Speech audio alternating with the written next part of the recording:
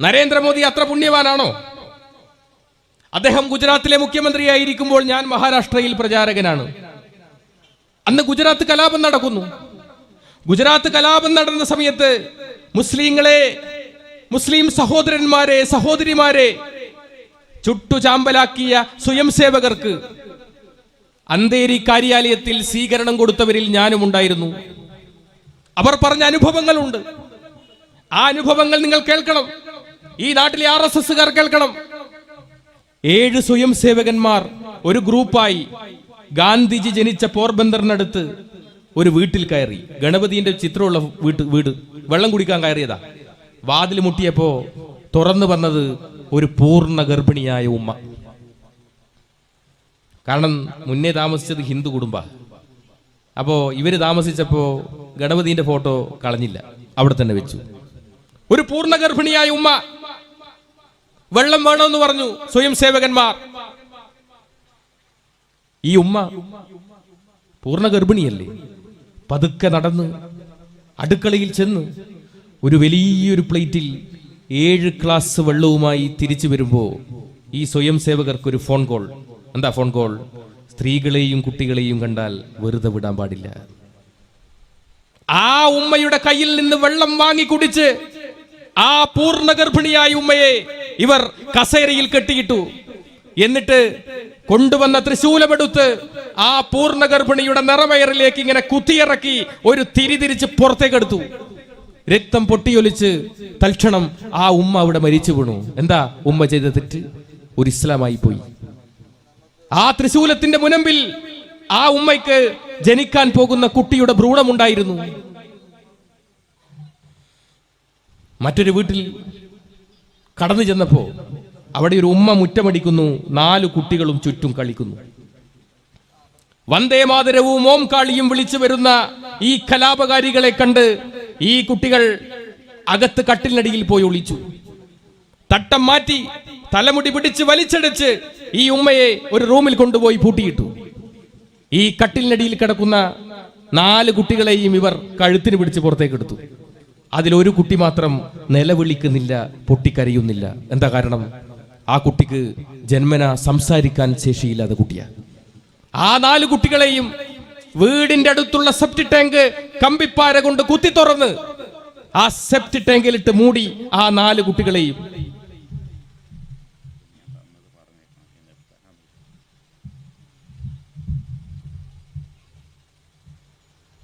ഇവിടെ ഇപ്പൊ എഴുതി തന്നത് ഞാൻ വായിക്കാം. സുബഹിന് കഴിയുമെങ്കിൽ വേദിയിലേക്ക് ക്ഷണിച്ച് ഞങ്ങളെ പരിചയപ്പെടുത്തുമെന്ന് പ്രതീക്ഷിക്കുന്നു.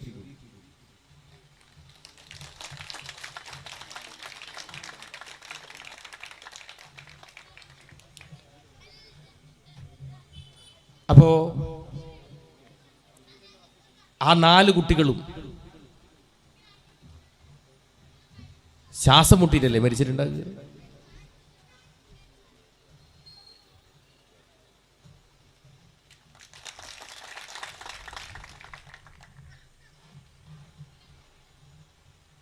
ആ ഉമ്മയെ വാതിൽ തുറന്ന് 7 പേരും മാറി മാറി ബലാത്സംഗം ചെയ്തു. എന്നിട്ട് കൊണ്ടുവന്ന പെട്രോൾ ആ ഉമ്മയുടെ തലയിൽ ഒഴിച്ചിട്ട് പറഞ്ഞു, ഇനിയൊരു കുട്ടിക്ക് ജന്മം നൽകാൻ നിനക്ക് കഴിയാതെ പോവട്ടെ എന്ന് പറഞ്ഞ് പച്ചക്ക് കത്തിച്ചു ആ ഉമ്മയെ. നിങ്ങൾ ആലോചിച്ച് നോക്ക്. അന്ന് ഗുജറാത്തിൽ മുഖ്യമന്ത്രിയായിരുന്നു നരേന്ദ്രമോദി. മറ്റൊരു വീട്ടിൽ കടന്നു ചെന്നപ്പോ ഒരു വൃദ്ധയായ ഒരു ഉമ്മ,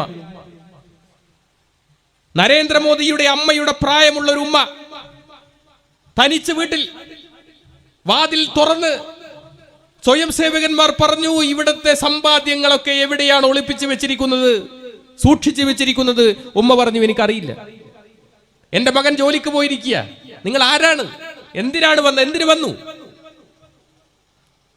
ഈ ഉമ്മയെ ഇവർ ബലമായി പിടിച്ച് ജനലിൽ ഇങ്ങനെ കെട്ടിയിട്ടു.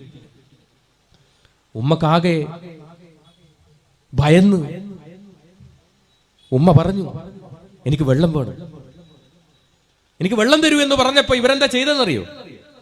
RSSന്റെ ഏറ്റവും പ്രധാനപ്പെട്ട ആയുധമാണ് ചുരിക, എസ് ആകൃതിയിലുള്ള കത്തി. അതിന്റെ പ്രത്യേകത ഇരുതല മൂർച്ചയുള്ള കത്തിയാണ്. അതിങ്ങനെ കുത്തി ഒരു തിരിതിരിച്ച് പുറത്തേക്കെടുത്താൽ ഓപ്പറേഷൻ പോലും ചെയ്യാൻ കഴിയില്ല. അങ്ങനെയുള്ള അതിക്രൂരമായ ആയുധമായ ചുരിക എടുത്ത് ഈ ഉമ്മയുടെ പ്രായമുള്ള, നരേന്ദ്രമോദിയുടെ അമ്മയുടെ പ്രായമുള്ള ഉമ്മയെ കുത്തി അതിൽ നിന്ന് ഉറ്റിറ്റ് വീഴുന്ന രക്തം ഒരു ഗ്ലാസിൽ പകർത്തി. ആ ഗ്ലാസ് ആ രക്തം കൊണ്ട് നിറഞ്ഞപ്പോ ഈ ഉമ്മയോട് പറഞ്ഞു, ഇത് കുടിച്ചോളാൻ പറഞ്ഞു. അവസാന തുള്ളി രക്തവും താഴെ വീണ് ഉമ്മ മരിച്ചു എന്നുറപ്പാക്കിയപ്പോഴാ ആ കലാപകാരികള് അവിടെ നിന്ന് ഇറങ്ങിപ്പോയത്. നിങ്ങൾ ഓർക്കുക, എന്താ ആ ഉമ്മ ചെയ്ത തെറ്റ്? ഒരു ഇസ്ലാമായി പോയി. അങ്ങനെയുള്ള RSSകാരനായ നരേന്ദ്രമോദിക്ക് മതനിരപേക്ഷതയുണ്ടാകുമെന്ന് നമ്മൾ ആരെങ്കിലും കരുതിയെങ്കിൽ അത് തെറ്റ് എന്ന് നമ്മൾ കരുതേണ്ടിയിരിക്കുന്നു.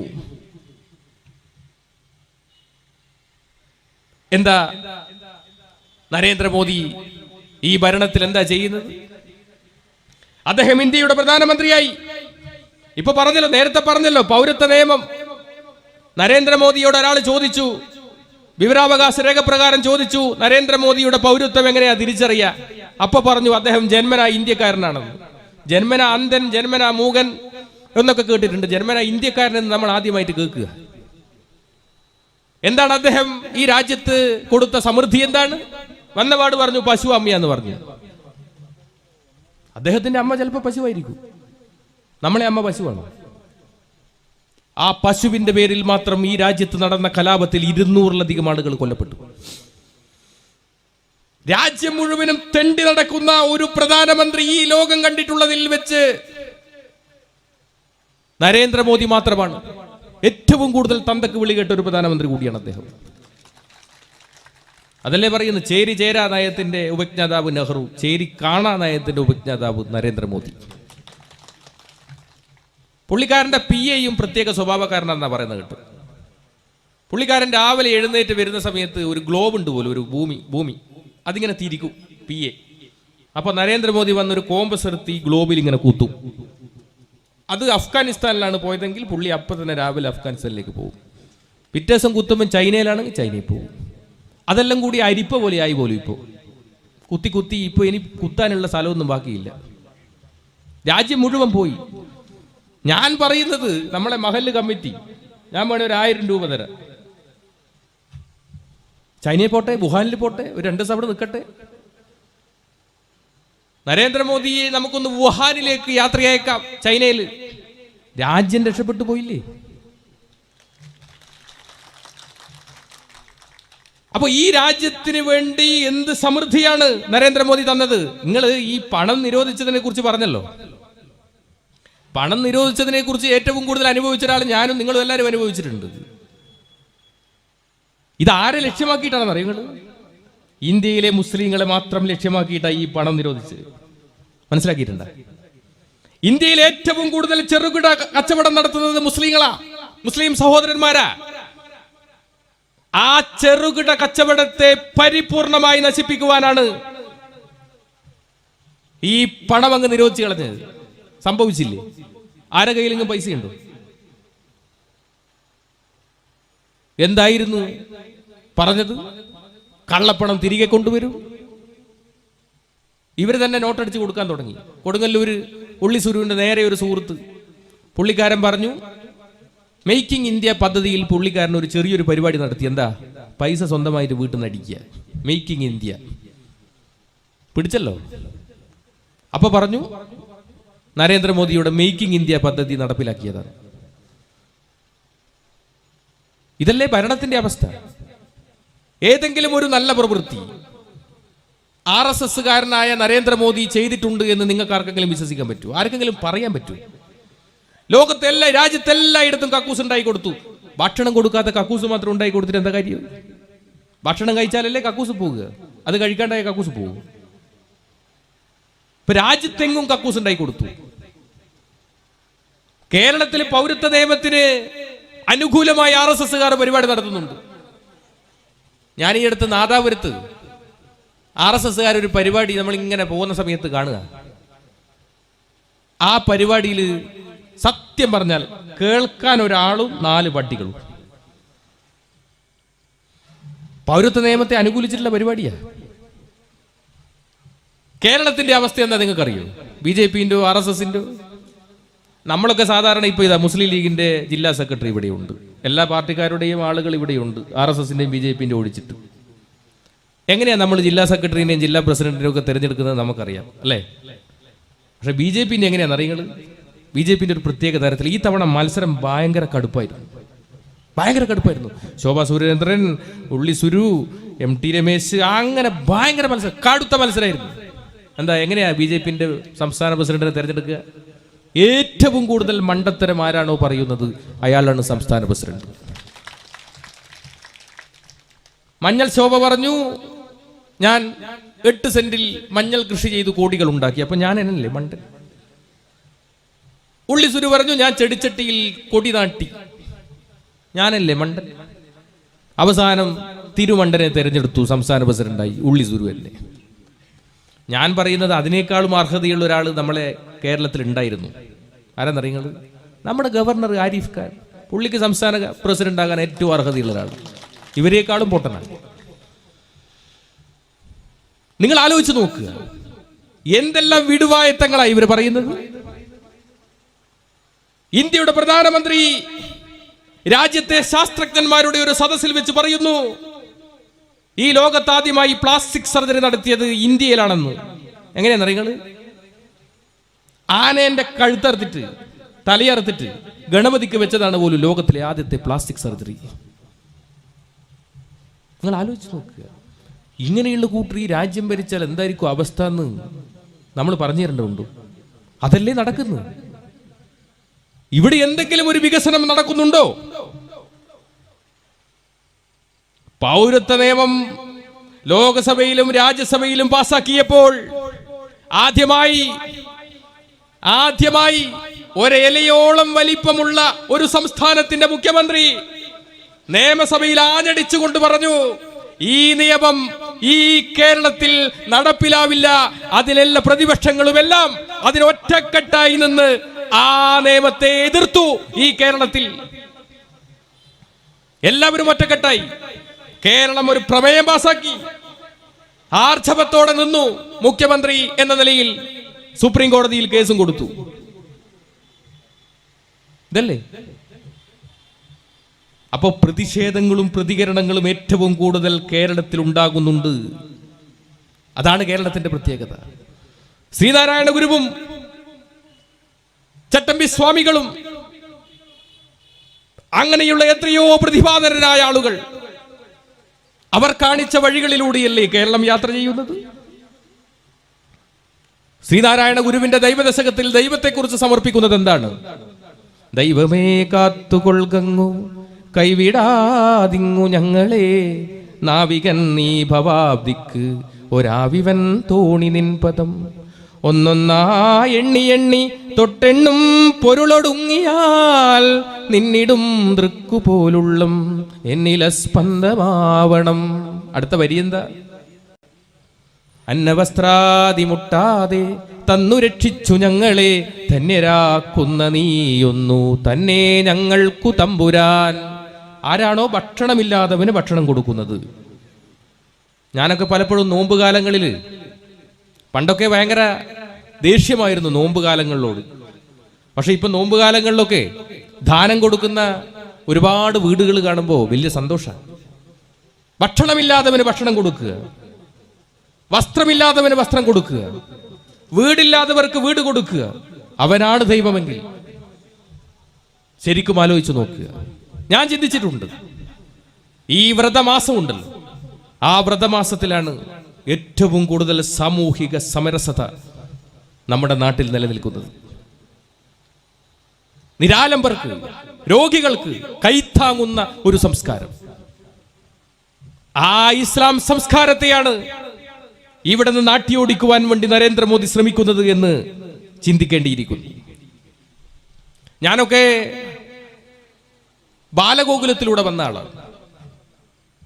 വളരെ ചെറുപ്പത്തിൽ നിങ്ങൾ RSS എങ്ങനെ വളരുന്നു എന്ന് പഠിക്കണം. സുബഹു അങ്ങനെ വന്നതാണ്. ബാലഗോകുലത്തിൽ ഞാനൊക്കെ ഭഗവാൻ ശ്രീകൃഷ്ണന്റെ ആ തലയിൽ ഒരു തുളസി മാല ചാർത്തിയിട്ടാണ് ബാലഗോകുലം ആരംഭിക്കുക. ആ ബാലഗോകുലത്തിന് നല്ല പാട്ടൊക്കെ ഉണ്ടാവും. കരുണാമുരളീധാര മനസ്സി നിറയ്ക്കുക കണ്ണ, കരുണാമുരളീധാര ഗോകുലമണിയും മണിയും നീയേ, ഗോപികാഹൃതി നിനവും നീയേ, വൃന്ദാരണ്യ പൂക്കളിൽ നിറവും മണവും മധുവും നീയേ. നല്ല പാട്ടാ. എന്താ ബാലഗോകുലത്തിന്റെ രണ്ടാമത്തെ പാട്ടെന്താ? അതാണ് പാട്ട്. എന്താ പാട്ട്? കന്യാകുമാരി കടൽ തിരമാലകൾ മണ്ണിൽ കുറിക്കുന്നതെന്താണ്? നമ്മുടെ ഭാരതമെന്നാണ്, അതിൽ നമ്മളെല്ലാവരും ഒന്നാണ്. അടുത്ത വരി എന്താ? കാശ്മീരിൽ കുങ്കുമപ്പൂവനങ്ങൾ കാറ്റിൽ പകർത്തുന്നതെന്താണ്? ഹിന്ദുസ്ഥാനമിതെന്നാണ്, അതിൽ നമ്മളെല്ലാവരും ഒന്നാണ്. ഇതെന്താണ്? ഹിന്ദുസ്ഥാനാണ്. എങ്ങനെയുള്ള ഹിന്ദുസ്ഥാൻ? മുസ്ലിങ്ങളില്ലാതെ, ക്രിസ്ത്യാനികളില്ലാതെ, കമ്മ്യൂണിസ്റ്റ് ഇല്ലാതെ ഒരു ഹിന്ദു രാഷ്ട്രമാകണം ഇത് എന്ന് ബാലഗോകുലത്തിൽ തന്നെ പഠിപ്പിക്കുക. നിങ്ങൾ ആലോചിച്ച് നോക്ക്. ഞാൻ അട്ടപ്പാടിയിൽ ദീർഘകാലം പ്രചാരകനായിരുന്നു. അവിടെ RSSന്റെ ഒരു ശാരീരിക പ്രമുഖുണ്ട്, ഗോയിനട്ട് എന്ന് പറഞ്ഞാൽ വെയില് നാലത്തടിച്ചൊരു ഊശാൻ മീശയെല്ലാം വെച്ചിട്ട് ഗോയിനട്ടിനെ കുറിച്ച് സാധാരണ പറയാ 100 ആൾക്ക് ഒരു ഗോയിന എന്നാ പറയാ. ഗോയിനാട്ടം നടക്കുമ്പോൾ എല്ലാവരും ഇങ്ങനെ പേടിച്ചിട്ടെല്ലാം മാറി നിൽക്കും. അട്ടപ്പാടിയിൽ ഭയങ്കര പേടിയാ എല്ലാവർക്കും ഗോയിനാട്ടന്, പോലീസുകാർക്ക് പോലും പേടിയാ. അപ്പൊ ഒരു ദിവസം ഗോയിനാട്ടൻ എന്നോട് പറഞ്ഞു, കള്ളമലയിൽ ക്രൈസ്തവ മതപരിവർത്തനം നടക്കുന്നുണ്ട്, അങ്ങനെ അവിടെ ചെന്ന് ഒരു പ്രസംഗം നടത്തണം. ഞാൻ പറഞ്ഞു, ഗോയിനട്ട, ഒന്നാമത് കള്ളമല കംപ്ലീറ്റ് ക്രൈസ്തവ കുടുംബങ്ങളാണ്, അവിടെ പോയി പ്രസംഗിച്ചാൽ ജീവൻ പോലും ഉണ്ടാവില്ല. എന്നോട് പറഞ്ഞു, ഗോയിന്ന ഞാനില്ലേ 100 ആൾക്ക് ഒരു ഗോയിന്ന. അങ്ങനെയെല്ലാം കൂടി ഞാൻ കള്ളമലയിൽ ഒരു പരിപാടി, ഞാനും ഗോയിനാട്ടനും മാത്രം വേദിയിൽ, മുന്നിൽ മുരുകൻ കേൾവിക്കാരനായിട്ട്. മുരുകൻ മാത്രം, വേറെ ആരുമില്ല, പേടിയ എല്ലാവർക്കും. ഞാനങ്ങ് തുടങ്ങിയില്ലേ, മൈക്ക് കിട്ടിയേ വിടുവോ? ഞാൻ പറഞ്ഞു, കാലിത്തൊഴുത്തിലല്ലടാ യേശു ജനിച്ചെന്ന് ചോദിച്ചു. ഇതേതോ യേശു വിശ്വാസിക്ക് പിടിച്ചില്ല, ഒരു ഏറുപടക്കം ഒരൊറ്റ ഏറാ വേദിയിൽ, കംപ്ലീറ്റ് പോക. ഞാൻ ആദ്യം നോക്കിയതായിട്ട് നിറയ്ക്കണത് പിറകിൽ ഗോയിനാട്ടനുണ്ടോന്നാ, കാണുന്നില്ല, ഗോയിനാട്ടനെ കാണുന്നില്ല. പിന്നെ ഞാനെല്ലാം കൂടി ജെറ്റ് വിട്ട പോലെ വിട്ടാടുന്നു. മുരുകൻ കാണാൻ എന്നെക്കാളും വേഗത്തിൽ ഓടിയിട്ട് എന്റെ അഴിഞ്ഞുപോയ മുണ്ടെടുത്ത് വന്നിട്ട് എന്നോട് പറയാ, ചേട്ടാ അടിയിലൊന്നും ഉടുക്കാണ്ടിങ്ങനെ ഓടരുത്, നാണക്കേടല്ലേ. പിറ്റേ ദിവസം ഞാൻ രാവിലെ അഗളി കാര്യാലയത്തിൽ വന്നിട്ട് നോക്കുമ്പോ ഗോയിനാട്ടൻ ഇങ്ങനെ ഇരിക്കും, ഇങ്ങനെ നിൽക്കുക. ഞാൻ പറഞ്ഞു, അല്ല ഗോയിനാട്ട, ഇങ്ങളെന്തൊരു ഓട്ടാ ഓടിയേ? എന്നോട് പറഞ്ഞു, ഞാൻ ആരാ? ഗോയിനാട്ടെ. എന്റെ ദൗത്യം എന്താ? ശാരീരിക പ്രമുഖ ആയുധാഭ്യാസങ്ങൾ പഠിപ്പിക്കുക. ഞാൻ മരിച്ചാൽ വേറെ ആരെങ്കിലും ചെയ്യൂ ഇത്? അല്ലാതെ പേടിച്ചോടിയതല്ല. ഞാൻ ആദ്യത്തെ OTC കഴിഞ്ഞത് മധുരയിലാണ്. മധുര മീനാക്ഷി ക്ഷേത്രത്തിന്റെ അടുത്തുള്ള തിരുവേടകം വിവേകാനന്ദ കോളേജിലെ ആദ്യത്തെ OTC കഴിഞ്ഞ്. OTC എന്ന് പറഞ്ഞാൽ RSSന്റെ ഒഫീഷ്യൽ ട്രെയിനിങ്, 1 മാസത്തെ ഒരു പരിപാടിയാണ്. എങ്ങനെ മുസ്ലിങ്ങളെ കൊല്ലാം, എങ്ങനെ ക്രിസ്ത്യാനികളെ വകവരുത്താം, എങ്ങനെ കമ്മ്യൂണിസ്റ്റുകാരെ വകവരുത്താം, ഇതൊക്കെയാ പഠിപ്പിക്കുന്നത്, പഠന വിഷയം. അതൊക്കെ പഠിച്ച ആളാ. അപ്പൊ അവിടെ നമ്മുടെ സെൻകുമാർ ഉണ്ടല്ലോ, TP സെൻകുമാർ, അങ്ങനെയുള്ള ഒരുപാട് ആൾക്കാരുടെ RSSനുണ്ട്. IPS ഓഫീസർ, അവിടുത്തെ ഒരു IPS ഓഫീസർ നമ്മളെ അന്നത്തെ ക്യാമ്പിൽ പങ്കെടുത്തു. എനിക്ക് ഇപ്പോഴും ഓർമ്മയുണ്ട് കേട്ടോ. അത് അദ്ദേഹം പറഞ്ഞൊരു വിഷയം ഇതാണ്. നമ്മളോട് പറഞ്ഞു, നിങ്ങൾ 3500ഓളം ശിക്ഷാർത്ഥികളുണ്ട്, അപ്പൊ 3500 സ്വയം സേവകന്മാരുണ്ട്. നിങ്ങൾ എനിക്കൊരു ഉപകാരം ചെയ്യണം. എന്താ ഉപകാരം? മധുര മീനാക്ഷി ക്ഷേത്രത്തിന്റെ മുന്നിൽ മുസ്ലിങ്ങളാണ് കട നടത്തുന്നത്, അതില്ലാണ്ടാക്കണം. കാരണം എന്താണെന്നറിയോ? അത് മധുര മീനാക്ഷി അമ്മക്ക് സുഖിക്കൂല, കാരണം മുസ്ലിം അല്ലേ. അതൊന്ന് ഒഴിവാക്കി തരണം. നിങ്ങൾ വിചാരിച്ചാൽ നടക്കും. അന്ന് എന്താ ചെയ്തെന്നറിയണ്? ഞാനന്ന് 10ാം ക്ലാസ് പഠിക്കുക. അന്ന് ഈ ക്യാമ്പ് കഴിയുന്നതിന്റെ തലേ ദിവസം സ്വയം സേവകരെയെല്ലാം മധുര മീനാക്ഷി ക്ഷേത്രം ദർശനം നടത്താൻ വേണ്ടി കൊണ്ടുപോയി. എങ്ങനെയാ കൊണ്ടുപോയെന്നറിയങ്ങൾ? കാക്കി ട്രൗസർ വിട്ട് ദണ്ഡയുമായിട്ടാണ് കൊണ്ടുപോയത് മധുര മീനാക്ഷി ക്ഷേത്രം കാണാൻ. അതിന്റെ തലേ ദിവസം ഞങ്ങൾക്കൊരു പ്ലാനൊക്കെ തയ്യാറാക്കി. ആ ക്ഷേത്രത്തിന്റെ കംപ്ലീറ്റ് ഒരു സ്കെച്ച് വരച്ചിട്ട് അതിൽ ഏതൊക്കെ തലങ്ങളിൽ മുസ്ലിങ്ങളായ ആളുകൾ കട നടത്തുന്നുണ്ട് എന്ന് വ്യക്തമായി സ്കെച്ചിട്ടു. എന്നിട്ടാ പരിപാടി. അപ്പൊ ആ സ്കെച്ചൊക്കെ നമ്മൾ പഠിച്ചിട്ടാ പോയെ. എന്നിട്ട് നമ്മളിങ്ങനെ ഓരോ കടയുടെയും അടുത്ത് ഇങ്ങനെ ഒന്നുമില്ലാതെ പോലെ ഇങ്ങനെ നിന്നു. ദണ്ഡ ഇങ്ങനെ ഉണ്ട്, ദണ്ഡ ഇങ്ങനെ കയ്യിൽ ഇതാ ഇങ്ങനെ ആക്കി ഇങ്ങനെ നിന്നു. ഒരു ബിസിലടി, ആദ്യത്തെ ബിസിലടിയിൽ ദണ്ഡ പ്രയോഗിക്കുവാൻ വേണ്ടി ഈ കയ്യിലുള്ള ദണ്ഡ ഇങ്ങനെ ആക്കുക. ഒന്നാമത്തെ വിസിലടിച്ചു, നമ്മളെല്ലാവരും ഇങ്ങനെ ദണ്ഡ ഇങ്ങനെയാക്കി. ആർക്കും ഒന്നും മനസ്സിലായില്ല. രണ്ടാമത്തെ വിസിലടിയിൽ വലത്തെ കൈയിൽ ദണ്ഡ വന്നു. പിന്നെ അവിടെ എന്താ നടന്നതെന്ന് ഒരു തിരുപാടുമില്ല. ഞാൻ അടക്കമുള്ള ആളുകൾ അടിച്ചു.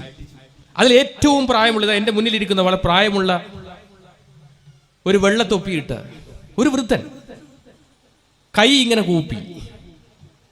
ഞാൻ പക്ഷെ വിട്ടില്ല. ദണ്ഡ കൊണ്ടൊരു ഒറ്റയടി തലക്ക് ബോധം കെട്ടു വീണു. അവിടെ കവർച്ച നടത്തി. അവിടത്തെ ഏതാണ്ട് 32 മുസ്ലിം കടകളും ഞാൻ അടക്കമുള്ള ആളുകൾ കവർച്ച നടത്തി. പോലീസുകാരെല്ലാവരും നോക്കി നിന്നു. ഒരാളും അനങ്ങിയില്ല. ഞങ്ങള് മധുര മീനാക്ഷി ക്ഷേത്രം ദർശനവും നടത്തിയില്ല. ഞങ്ങൾ ഈ പരിപാടി കഴിഞ്ഞു. അടുത്ത വണ്ടിയിൽ ഞങ്ങൾ ക്യാമ്പിലേക്ക് തിരിച്ചു വന്നു. ഇതാണ് RSS. പഠിക്കണം നമ്മൾ RSSലാണ്. ഇതാണ് RSS. ഇതാണ് ഓരോ സ്വയം സേവകരും ചിന്തിക്കുന്നത്. അവന്റെ നാഡീ ഞരമ്പുകളിൽ ഒഴുകുന്ന ചിന്തയും ലക്ഷ്യവുമെല്ലാം എന്താ? ഈ നാട്ടിലെ മുസ്ലിങ്ങളെയും ക്രിസ്ത്യാനികളെയും കമ്മ്യൂണിസ്റ്റിനെയും എങ്ങനെ വകവരുത്താം എന്നുള്ളതാണ്. അതാണ് അവൻ ചിന്തിക്കുന്നത്. അവൻ അതിനു വേണ്ടി മാത്രമാണ് ജീവിക്കുന്നത്. അതുകൊണ്ടാണ് അവന്റെ പ്രാർത്ഥനയിൽ ഇങ്ങനെ ഹൃദയത്തോട് കൈ ചേർത്ത് വെച്ചുകൊണ്ട് പറയുന്നത്, ഹൃദന്ത സ്ഫുര തുക്ഷയാധ്യേയ നിഷ്ഠ. എന്റെ ഹൃദയത്തിൽ സ്ഫുരിക്കട്ടെ ധ്യേയനിഷ്ഠ. എന്താ ധ്യേയനിഷ്ഠ? പ്രഭോ ശക്തിമൻ ഹിന്ദു രാഷ്ട്രാംഗഭൂത. ഈ രാജ്യം ശക്തിമത്തായ ഒരു ഹിന്ദു രാഷ്ട്രം ഉണ്ടാക്കുക. എന്താ ഹിന്ദു രാഷ്ട്രം? മുസ്ലിങ്ങളില്ലാതെ, ക്രിസ്ത്യാനികളില്ലാതെ, കമ്മ്യൂണിസ്റ്റുകാരില്ലാതെ ഒരു ഹിന്ദു രാഷ്ട്രം ഉണ്ടാക്കുക എന്ന ലക്ഷ്യം വെച്ച് പുലർത്തുന്ന നരേന്ദ്രമോദിക്കും അമിത്ഷയ്ക്കും മതനിരപേക്ഷതയുണ്ടാകുമെന്ന് നമ്മൾ ആരെങ്കിലും സ്വപ്നം കാണുന്നുണ്ടെങ്കിൽ അങ്ങനെയൊരു അവസരം ഉണ്ടാവില്ല. പക്ഷേ കാലം മാറും, കോലവും മാറും. ഭഗവത്ഗീതയിൽ പറയുന്നുണ്ട്, അർജുനനോട് വ്യക്തമായൊരു നിർദ്ദേശം കൊടുക്കുന്നുണ്ട്. അതിൽ പറയുന്നത്, ഞങ്ങൾ വളരെ കുറച്ച് മാത്രമേ ഉണ്ടാകാം. പാണ്ഡവന്മാർ വളരെ കുറച്ചേ ഉണ്ടായിരുന്നുള്ളൂ. 18 അക്ഷൗഹിണിയിൽ ആകെ 7 അക്ഷൗഹിണി മാത്രമേ പാണ്ഡവർക്ക് ഉണ്ടായിട്ടുള്ളൂ. ഇതെല്ലാം കണ്ടപ്പോൾ അർജുനനാകെ ഭയന്നല്ലോ. അർജുനനോട് കൃഷ്ണൻ ഭഗവത്ഗീതയിൽ പറയുന്ന ഒന്നാമത്തെ ശ്ലോകം എന്താണ്? ഒന്നാമത്തെ ശ്ലോകം പറയുന്നത്, ക്ലൈബ്യം മാസ്മഗമപ്പാർത്ത നൈദത്തോ ഉപപദ്ധ്യതേ ക്ഷുദ്രം ഹൃദയ ദൗർബല്യം ത്വത്തോദിഷ്ട പരന്തപ. ഹേ മഹാധീര, ആണും പെണ്ണും കെട്ട സ്വഭാവം നീ ഒഴിവാക്കുക.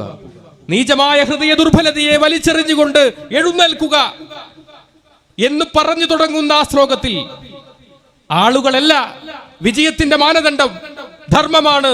യഥോ ധർമ്മസ്ഥതോ ജയ.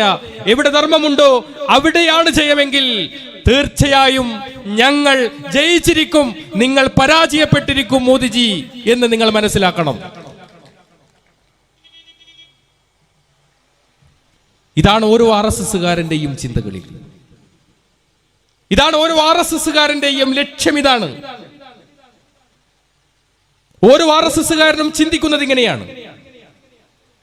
ഇപ്പൊ ശശികല, കേരളത്തിൽ ശശികലയുണ്ടല്ലോ.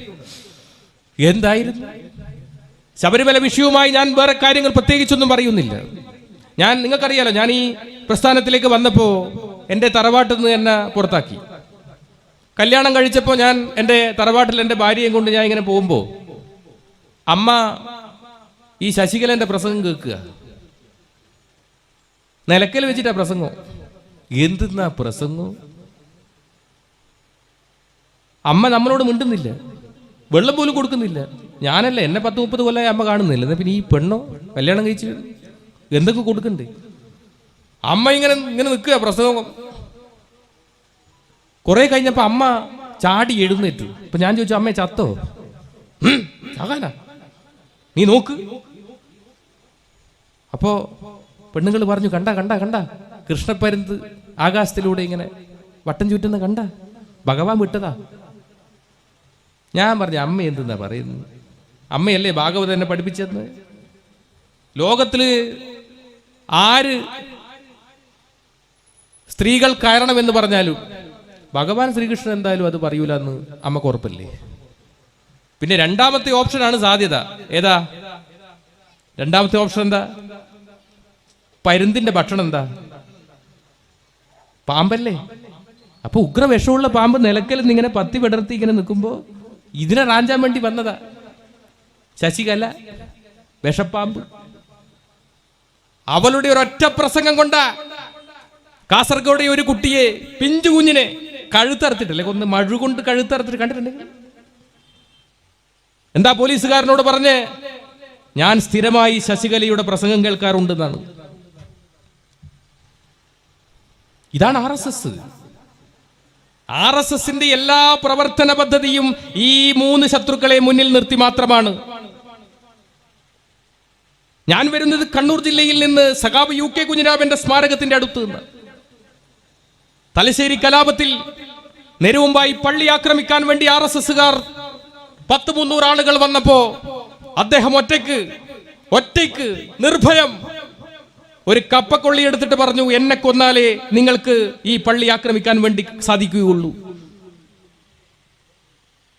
ഈ കേരളത്തിൽ പള്ളിയെ സംരക്ഷിച്ചതിൽ രക്തസാക്ഷിയാകേണ്ടി വന്നവന്റെ പേര് സഖാവ് UK കുഞ്ഞിരാമൻ എന്നാണ്. അദ്ദേഹത്തിന്റെ രക്തസാക്ഷി മണ്ഡപത്തിന്റെ അടുത്താണ് എന്റെ വീട്. ഇവിടെ മുന്നേറ്റങ്ങളുടെ സമരോജ്വലമായ ഇതിഹാസങ്ങൾ വരച്ചു ചേർത്ത നാടാണ് ഈ കേരളം. ഈ കേരളത്തിൽ എല്ലാവരും ഒറ്റക്കെട്ടാണ് ഈ പൗരത്വ നിയമത്തിന് എതിരായി. അത് കോൺഗ്രസ് ആയാലും മുസ്ലിം ലീഗ് ആയാലും CPIM ആയാലും CPI ആയാലും എല്ലാ പ്രസ്ഥാനങ്ങളും ഈ നരാധമത്വത്തിനെതിരായി, ഈ രാക്ഷസീയതയ്ക്കെതിരായി ഒറ്റക്കെട്ടായി നിൽക്കുന്ന കാലഘട്ടമാണിത്. ഇവിടെ ഈ പോരാട്ടങ്ങൾക്ക് അവസാനം കൊടുക്കാൻ പാടില്ല. ഈ മുന്നേറ്റങ്ങൾ ഒരിക്കലും നിലക്കാൻ പാടില്ല. കാരണം ഓരോ സ്വയം സേവകനും ഉണർന്നെഴുന്നേൽക്കുന്നത് ഈ രാജ്യത്തെ മുസ്ലിങ്ങളെ, ക്രിസ്ത്യാനികളെ വംശശുദ്ധി വരുത്തുക എങ്ങനെയാണ് എന്ന് ചിന്തിച്ചുകൊണ്ടാണ്. എങ്കിൽ ഈ രാജ്യത്തെ ശാഖയാണ് ലഷ്കർ-ഇ-തോയ്ബയെക്കാളും ISIS-നേക്കാളും ഏറ്റവും വലിയ തീവ്രവാദ പ്രസ്ഥാനം ഈ രാജ്യത്തെ ശാഖയാണ്. അങ്ങനെ ശാഖയാണ് തീവ്രവാദ പ്രസ്ഥാനമെങ്കിൽ ഈ രാജ്യത്തെ ഏറ്റവും വലിയ തീവ്രവാദിയാണ് ഇന്ത്യയുടെ പ്രധാനമന്ത്രിയായ നരേന്ദ്രമോദി എന്ന് വിളിക്കേണ്ടി വരും നമുക്ക്. എപ്പോഴെങ്കിലും ഏതെങ്കിലും ഒരു കാലഘട്ടത്തിൽ സുപ്രീം കോടതി ജഡ്ജിമാർ ഭാരതത്തിന്റെ വികലമായ സങ്കല്പങ്ങളെ മാത്രം വരച്ചു ചേർത്ത വിചാരധാര ഒരു തവണയെങ്കിലും വായിച്ചിരുന്നു എങ്കിൽ അയോധ്യ കേസിൽ ആ വിധി പറയില്ലായിരുന്നു എന്ന് ഞാൻ ആഗ്രഹിച്ചു പോയിട്ടുണ്ട്. വായിക്കണം വിചാരധാര. ഡോക്ടർ കേശവ ബൽറാം ഹെഡ്ഗേവാറിന്റെ ജീവചരിത്രമുണ്ട്. അതെല്ലായിടത്തും കിട്ടും, വായിച്ചു നോക്കണം. അതില് ഈ സവർക്കറുമായി ഈ ഹെഡ്ഗേവാർ ഒരു ബന്ധം പുലർത്തുന്നത് എങ്ങനെയാണെന്ന് അറിയുന്നത്? ഒരു തോക്ക് കൊടുത്തിട്ടാണ് ബന്ധം പുലർത്തുന്നത്. ഒരു തോക്ക് സമ്മാനമായി കൊടുത്തു സവർക്കർക്ക്. എന്നിട്ട് അതിലൊരു രസകരമായ ഒരു അനുഭവം പറയുന്നുണ്ട് ആ ബുക്കിൽ. ശേഷാദ്രി എഴുതിയ പുസ്തക RSSന്റെ രണ്ടാമത്തെ സഹസർക്കാര്യവാഹ് HJ ശേഷാദ്രിജി എഴുതിയ ഹെഡ്ഗേവാറിന്റെ ജീവചരിത്രത്തിൽ 33-ാമത്തെ പേജിൽ ഒരു ചെറിയ കഥ പറയുന്നുണ്ട്. എന്താ കഥ എന്നറിയാം? RSSന്റെ ശാഖ നാഗപ്പൂരിൽ ആരംഭിച്ചു. 7 ദിവസം കഴിഞ്ഞു. 15 ആളുകൾ മാത്രമേ ആ ശാഖയിൽ ഉണ്ടായിരുന്നുള്ളൂ. അങ്ങനെ ആ ശാഖയിൽ ഒരു തീരുമാനമെടുത്തതിന്റെ ഭാഗമായി, എന്താ തീരുമാനം ഒന്നും പറയുന്നില്ല, അവിടെ ഒരു കലാപം വന്നു. എങ്ങനെയാ കലാപം? ഒരു പള്ളിയിൽ, ആ പള്ളീന്റെ മുകളിൽ ഓം എന്ന് വരച്ചു. ഇതുവരെ അങ്ങനെ ഒരു വര അവിടെ ഉണ്ടായിട്ടില്ല. ഒരു മുസ്ലിം പള്ളിയിൽ ഓം എന്ന് വരച്ചു. അവിടെ ഒരു കലാപം പൊട്ടിപ്പുറപ്പെട്ടു. അവിടുത്തെ ബ്രാഹ്മൺസായ ഹിന്ദുക്കൾ, നോക്കണം, ബ്രാഹ്മൺസായ ഹിന്ദുക്കൾ, അവർക്ക് ആയോധന കലയൊന്നും പരിചയമില്ല. അവര് പൂജാവിധികൾ മാത്രം അറിയുന്ന ആളുകളാണ്. അവരോടി ഹെഡ്ഗേവാറിന്റെ ശാഖയിലേക്ക് വന്നു. ശാഖയിൽ വന്നപ്പോ ഹെഡ്ഗേവാർ പറഞ്ഞു, ഞങ്ങൾ 15 ആളേ ഉള്ളൂ, പക്ഷെ നിങ്ങൾ ഇത്രയും ആളുകളില്ലേ? ഞങ്ങൾക്കെല്ലാവരും ഒരുമിച്ച് കൂടി എങ്ങനെ ദണ്ഡ ഉപയോഗിക്കാം, എങ്ങനെ വാൾ ഉപയോഗിക്കാം, എങ്ങനെ ചുരുകി ഉപയോഗിക്കാം എന്ന് പഠിപ്പിച്ചു തരാം. അവരെ ഒരു ദിവസത്തെ ശാഖയിൽ പഠിപ്പിച്ചു. ശേഷം അവിടെ നടന്ന കലാപത്തിൽ 15ഓളം മുസ്ലിങ്ങൾ കൊല്ലപ്പെട്ടു എന്ന് മാത്രമല്ല, അവിടുത്തെ മുസ്ലിം സമൂഹത്തെ പൂർണ്ണമായും നാടുകടത്താൻ കഴിഞ്ഞു. നാഗപ്പൂരിൽ ആ 1930 കാലഘട്ടത്തിൽ ഹെഡ്ഗേവാറിന്റെ പുസ്തകത്തിൽ പറയുന്നതാണ്. അപ്പൊ എന്താണ് ഹെഡ്ഗേവാറിന്റെ ഉദ്ദേശം, എന്താണ് നരേന്ദ്രമോദിയുടെ ഉദ്ദേശം എന്ന് മനസ്സിലാക്കാൻ നമുക്ക് കഴിയില്ലേ? ഇതാണ് ഓരോ സ്വയം സേവകനും ചിന്തിക്കുന്ന ബോധതലം. ഇതാണ് ഓരോ സ്വയം സേവകനും ഉയർത്തുന്ന ചിന്താധാര. ഇതാണ്, അതല്ലേ RSSന്റെ ഗണഗീതമുണ്ട്. എല്ലാ ശാഖയിലും ഇങ്ങനെ ഇരുന്നിട്ട് ഇങ്ങനെ കൂട്ടമായി ചൊല്ലുന്ന പാട്ടിനെയാണ് ഗണഗീതം എന്ന് പറയുക. ഹിന്ദുരാഷ്ട്ര സംഘടകം സുജനവന്ദനീയം. ഇത് ഈ രാജ്യം ഹിന്ദുരാഷ്ട്രമാക്കുക. എങ്ങനെയുള്ള ഹിന്ദുരാഷ്ട്രം? ഞാൻ നേരത്തെ പറഞ്ഞ മുസ്ലിങ്ങളില്ലാതെ, ക്രിസ്ത്യാനികളില്ലാതെ, കമ്മ്യൂണിസ്റ്റുകാരില്ലാതെ ഒരു ഹിന്ദുരാഷ്ട്രത്തെ സൃഷ്ടിക്കുക. ഇത് മാത്രമാണ് ഓരോ സ്വയം സേവകന്റെയും ലക്ഷ്യം. വ്യക്തമായ പാഠ്യപദ്ധതിയുണ്ട്. നിങ്ങൾക്ക് ആർക്കെങ്കിലും സംശയമുണ്ടെങ്കിൽ എൻ്റെ അടുത്തുണ്ട് പാഠ്യപദ്ധതി. RSSന്റെ പാഠ്യപദ്ധതി എൻ്റെ അടുത്തുണ്ട്, ഞാൻ തരാം. അതിൽ വ്യക്തമായി പറയുന്നുണ്ട്. അതിൽ 18 നിർദ്ദേശങ്ങളുണ്ട്. ആ 18 നിർദ്ദേശങ്ങളിൽ ഒന്നാമത്തെ നിർദ്ദേശം എന്താണെന്നറിയാം? ഒന്നാമത്തെ നിർദ്ദേശം, എതിരാളിക്ക് അവസരം കൊടുക്കാതെ അങ്ങോട്ട് ആക്രമിക്കുക. അതിൽ പറയുന്ന ഒന്നാമത്തെ നിർദ്ദേശം അതാണ്. എതിരാളിക്ക് അവസരം കൊടുക്കാതെ അങ്ങോട്ട് ആക്രമിക്കുക. ബുദ്ധിപൂർവം തെരഞ്ഞെടുക്കുക. ബുദ്ധിപൂർവം തെരഞ്ഞെടുക്കുക ആക്രമണം. നിങ്ങൾ ഡൽഹി ഈ അടുത്ത് നടന്ന പൗരത്വ നിയമത്തിനെതിരായ സമരം ഒരു ഭാഗത്ത് നടക്കുമ്പോൾ ഡൽഹി പോലീസുകാരെല്ലാം നിൽക്കുന്ന സമയത്ത് ഒരു സ്വയം സേവകൻ തോക്കുമായി വന്ന് ജയ് ശ്രീരാം വന്ദേ മാതരം എന്ന് വിളിച്ചുകൊണ്ട് വെടിയുതിർത്തു. ഒരൊറ്റ പോലീസുകാരനും പിടിച്ചു വെച്ചില്ല. കാരണം എന്താ? RSSകാരനായിരുന്നു.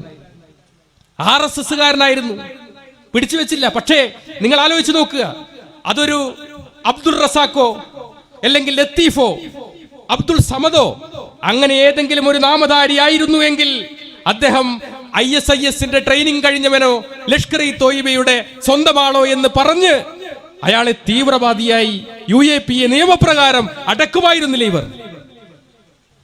അപ്പൊ അതാണ് പറഞ്ഞത്, വ്യക്തമായൊരു പ്ലാനിങ്, വ്യക്തമായൊരു ആസൂത്രണം RSSനുണ്ട്.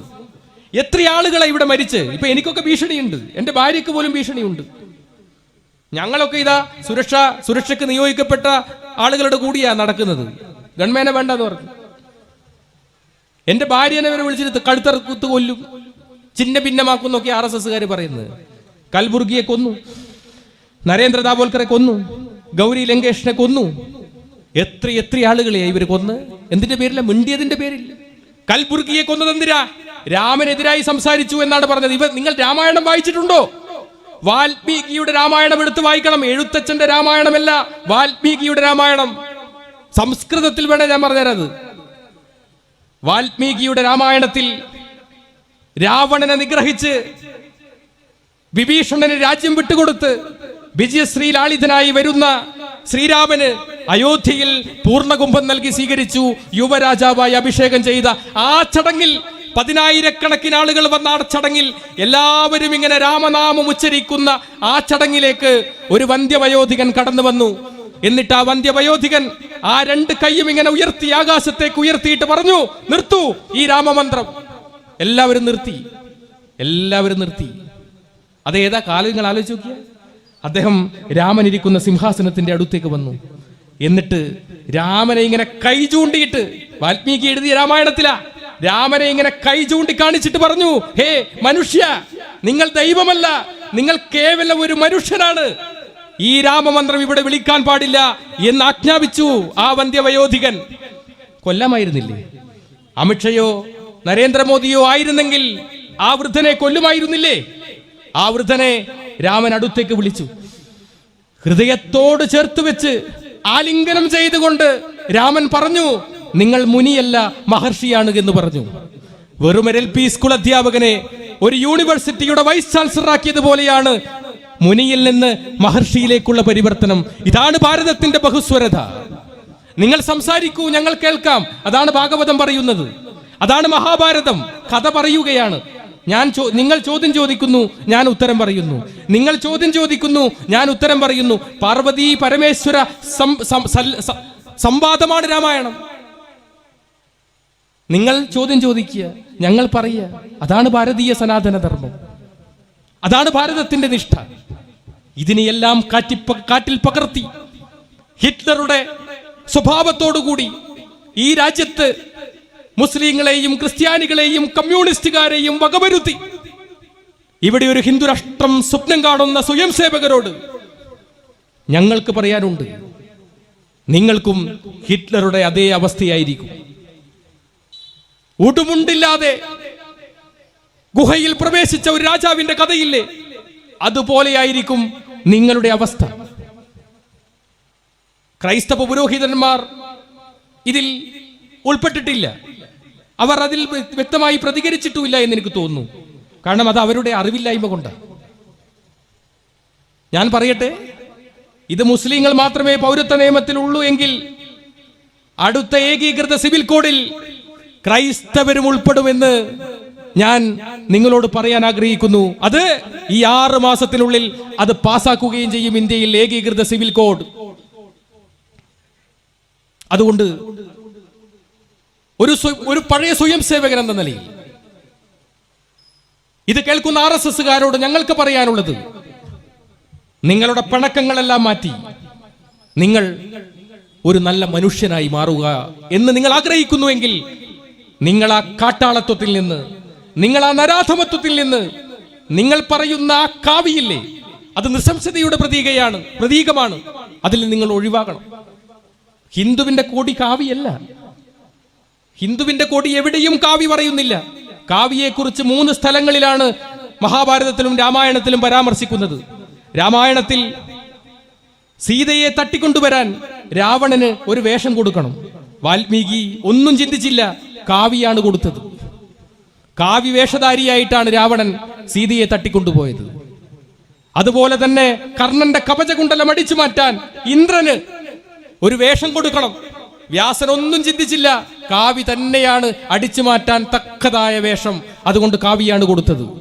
സർവനാശ്വാസത്തിന്റെയും ദുരാചാരത്തിന്റെയും മാത്രം പ്രതീകമായ കാവി എങ്ങനെയാണ് ഭാരതീയ ധർമ്മത്തിന്റെ, സനാതന ധർമ്മത്തിന്റെ ചിത്രമാകുന്നത്? എങ്ങനെയാണ്? വെല്ലുവിളികളോടെ പറയുകയാണ്. നിങ്ങൾക്ക് വെല്ലുവിളിക്കാം, നിങ്ങൾക്ക് ചർച്ച ചെയ്യാം. പറയൂ, എവിടെയാണ് ഹിന്ദുവുള്ളത്? ഹിമാലയം സമാരഭ്യ യാവതിന്ദു സരോവരം തം ദേവനിർമ്മിതം ദേശം ഹിന്ദുസ്ഥാനം പ്രശിഷ്യതേ. ഹിമാലയത്തിൽ നിന്ന് ആരംഭിച്ച് ഹിന്ദു സരോവരം വരെ നിൽക്കുന്ന, ജീവിക്കുന്ന എല്ലാ ആളുകളെയും, അത് ഇസ്ലാമുണ്ട്, ക്രൈസ്തവനുണ്ട്, ജൂതനുണ്ട്, പാഴ്സിയുണ്ട്, എല്ലാവരുമുണ്ട്. എല്ലാവരെയും ഹിന്ദു എന്ന് വിളിക്കുന്നു. ഹിന്ദു എന്ന 2 പദത്തിന്റെ അർത്ഥം ആത്മാവിനെ സാക്ഷാത്കരിക്കുന്നവൻ, പ്രകാശത്തെ സൃഷ്ടിക്കുന്നവൻ, അന്ധകാരത്തെ ഇല്ലാതാക്കുന്നവൻ എന്നാണ്. ഞാൻ കൂടുതലൊന്നും പറയുന്നില്ല.